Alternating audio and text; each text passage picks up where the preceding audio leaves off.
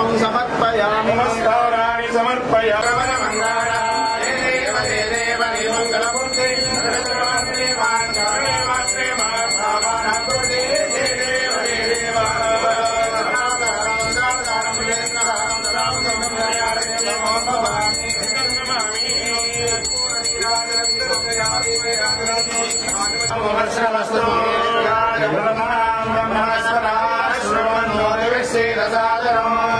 श्रीमन्महागणाधिपतये नमः।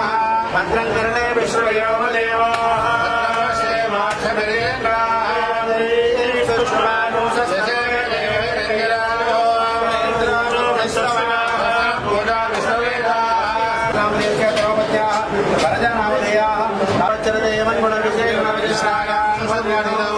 पार्वती राजराजेश्वर पार्वती राजराजेश्वर देवता गोत्रोत्सवस्य मल्लम्मनाम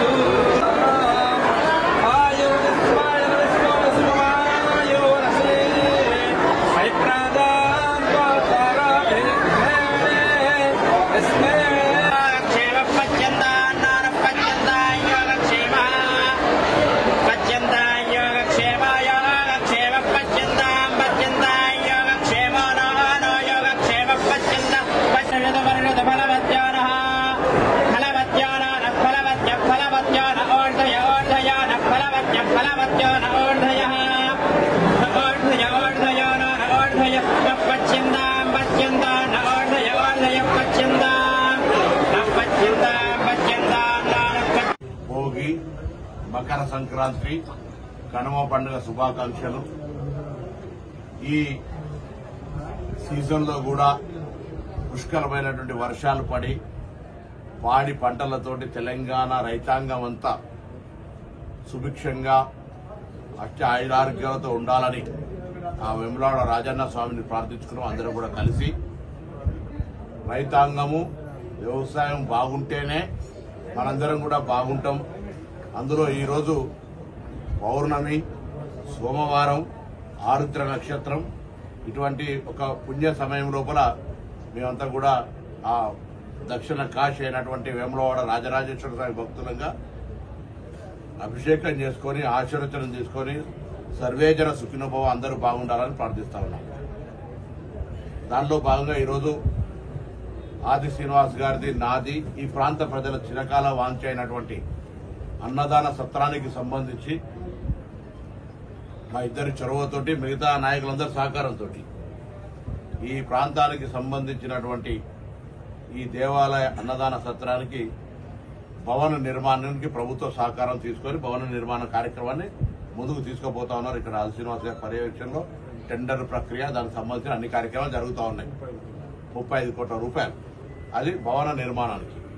ఇప్పుడు అన్నదాన సత్రముకు సంబంధించిన నడవడానికి నిరంతర భవన నిర్మాణం లోపు కొంత ఆర్థిక వనరులు నిరంతరంగా ఎవరి మీద ఆధారపడకుండా టెంపుల్ డబ్బులను దానిలో వాడకుండా తిరుపతిలాగా అన్నదాన సత్రానికి సంబంధించిన ట్రస్ట్ సపరేట్ ఇక్కడ కూడా ఉంది. దానిలో దాదాపు 20 కోట్ల రూపాయలు ఇప్పటికీ నిల్వ ఉన్నాయి. దాన్ని 100 కోట్లు చేసే బాధ్యత మా జిల్లా ప్రజాప్రతినిధులందరిది, మీ అందరిది, ప్రజలది.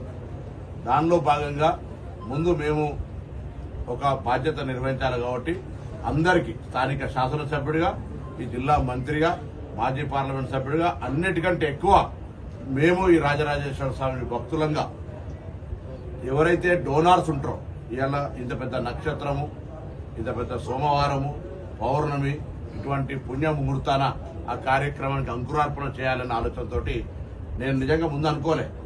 భగవంతుడి దగ్గరికి అయినప్పుడు సన్నిధులు అనుకున్నాను, స్టార్ట్ చేస్తే అయిపోతుంది కదా, అన్నదానానికి సంబంధించి 100 కోట్ల రూపాయలు జమ కావాలి కదా, ఒక ప్రారంభం చేస్తే ఇప్పుడున్నటువంటి ఈ యొక్క కార్యక్రమం సందర్భంగా శివరాత్రి సందర్భంగా కూడా భక్తులు వచ్చేటప్పుడు కొంత దాన్ని డిస్ప్లే చేసి ప్రత్యేక కౌంటర్ పెట్టి ఈ అన్నదాన సత్రానికి సంబంధించినటువంటి డోనార్స్ దగ్గర నుంచి విరాళాలు ఇవ్వమని అడుగుతాను. అధికారికంగా దేవస్థానం పేరు మీద బ్యాంక్ అకౌంట్ సంబంధించి పూర్తి రసీదు పొంది ఎక్కడ మధ్య దళాలు ఎవడైనా అటువంటి తప్పులు జరగకుండా స్పష్టంగా దేవాలయంలో మాత్రమే ఇవ్వని కోరుతాను.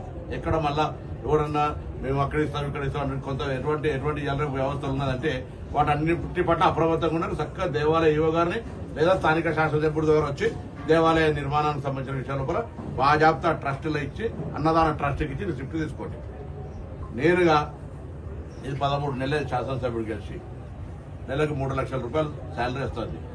13 లక్షల రూపాయలు మా ఇంట్లో మేము 3 అన్నదమ్ములు 2 అక్క చేయలేదు, 5 పేరు మీద ఆ మనిషికి 5 లక్షల రూపాయలు చొప్పున. మరి మీరు ఉండండి, మేము వేములవాడలో హెలికాప్టర్ ల్యాండ్ కాకట్టే ముందే మీకు జీవో రావాలని చెప్పండి. నాకు పెట్టి వేమునందరిని ఫోన్ చేసి నన్న పక్కన ఉన్నాడు, మీ కోరిక మేరకు ఇక్కడే ఉండిపోవాల్సి వస్తుంది, 10 నిమిషాలు ల్యాండ్ కాకట్టు జీవో పంపిస్తారు. నిజంగా మేము అక్కడ ఉన్నాం. 10 నిమిషాల ముందే జీవో కాపీని 35 కోట్లు మంజూరు చేసిన తర్వాత అప్పటికప్పుడు ఫ్లెక్సీని పెట్టి భూమి పూజ చేసింది. దానికి అప్పుడప్పుడు ఫ్లెక్సీ ఏర్పడేయవలసి వచ్చింది, ఎందుకంటే ఫౌండేషన్ స్టోర్ లేదు గమనించారు.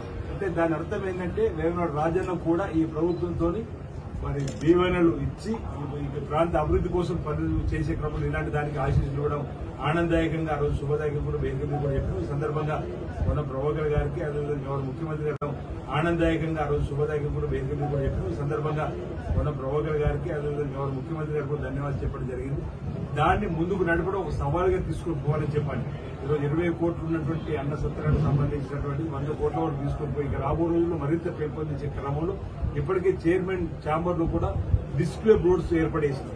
అసలు ఎవరైతే ఈ దేవాలయానికి వచ్చేటువంటి దాతలు ఉన్నటువంటి ఎవరైనా తీసుకున్నారో చెప్పడానికి కూడా ఒకటి డిస్ప్లే బోర్డు ఏర్పడేయడం జరిగింది.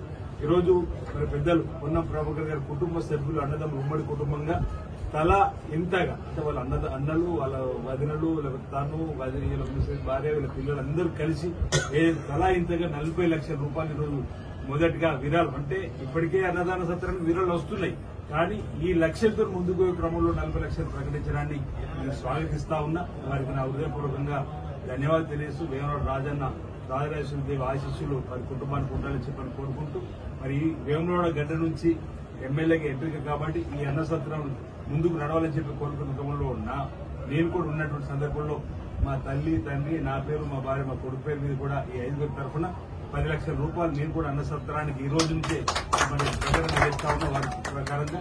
ఎందుకంటే ఇది ఒక విధానము భక్త సమాజానికి వెళ్లాలని. ఇంకొక అంశం కూడా నేను అనేక సందర్భాలు చెప్పిన, హైదరాబాద్ నుంచి బయలుదేరితే 2.5 గంటలు వేమనాడు రాజన్న ఆలయానికి స్వామివారిని దర్శించుకొని మళ్లీ భోజనానికి హైదరాబాద్ చేరేంత దగ్గరలో వేమనాడు రాజన్న ఉన్నాడు. కాబట్టి భక్త జనాభాలందరికీ కూడా విజ్ఞప్తి చేస్తున్నా, హైదరాబాద్ లో ఉన్నటువంటి అందరూ కూడా ఉదయం మీరు 6 గంటలకు బయలుదేరితే 8:30కి ఇక్కడ రావచ్చు. స్వామివారిని దర్శించుకుని అమ్మవారి దర్శించుకుని బ్రేక్ఫాస్ట్ చేసుకుని తిరిగి భోజనానికి హైదరాబాద్ చేరేంత దగ్గరగా వేమనాడు రాజన్న ఆలయం ఉంది.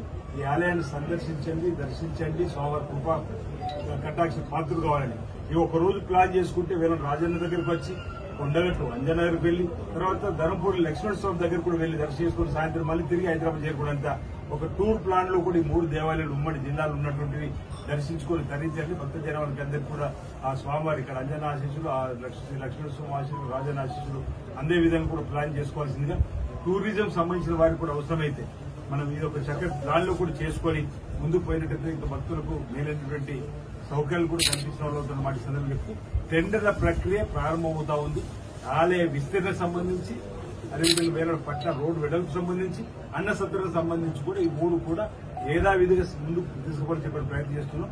మహాశివరాత్రి ఫిబ్రవరి 26 తారీఖున వస్తుంది కాబట్టి ఆలయ అంతర్గత భాగంలో ఉన్నటువంటివి ఇప్పుడు టెండర్లలో ముందుకు పోకుండా ఆలయ విస్తీర్ణకి అయితే 4 ఎకరాలు చేయాలనుకుంటాం. ఆ పై భాగం ఈ కింది భాగం నుంచి నిర్మాణం చేయాలని చెప్పడానికి కోసం కూడా మన వీటీడీ సమావేశం కూడా ఒక నిర్ణయం తీసుకోవడం జరిగిందన్నమాట. ఈ సందర్భం చెప్తూ సుదూరం నుంచి వచ్చే భక్తులకు, ఈ ప్రాంతంలో భక్తులకు, వేరే పట్టణ భక్తులకు చక్కటి అంటే ఆలయంలో వెళ్లేగానే ఆహ్లాదకరమైన వాతావరణంలో ఈ దేవుళ్ళని అడుగుపెట్టగానే గతంలో ఉన్న అన్ని కూడా కాసేపు మరిచిపోయి స్వామివారిలో సన్నిధిలో లీనమయ్యే విధంగా ఏర్పాటు చేయాలని చెప్పని తిరుమలలో ఏ విధంగా వెళ్ళగానే భక్తి భావం ఉట్టిపడేలా ఉంటుందో వాతావరణం ఆ విధంగా చేయాలని చెప్పిన సంకల్పం ముందుకుంటూ దీనికి భక్త జనాలతో పాటు అందరి సహకారం అందివ్వాలని చెప్పిన సందర్భం కోరుతున్నాం.